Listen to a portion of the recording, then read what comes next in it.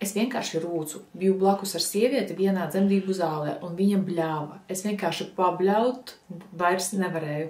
Atlika tikai rūkt. Es nebļāvu. Reāli nebija līdz bļaušanai. Pārāk liela koncentrēšanās uz procesu. Esmu dzemdējusi 4 bērnus, un nevienās dzemdībās nebļāvu. Vai kā jūs sakāt, turēju sevī, vai kodu segā. Bļaut īsti ne, bet ir pareizi jāmāk izdot skaņas. Smaidot. Nesakos tiem zobiem. Oh my God, kas tik tiešām palīdz, lai bērniņš dzimtu. Medikiem klibo komunikācija. Es nebļāvu, bet tikai tāpēc, ka domāju par pareizu elpošanu. Tas ļoti palīdz.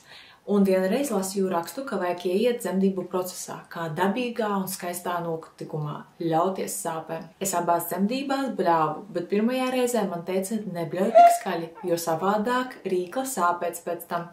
Bet otrajā reizē pilnīgi neko neteica, tikai pateica, kā darīt, lai vieglāk būtu tās sāpes paciest.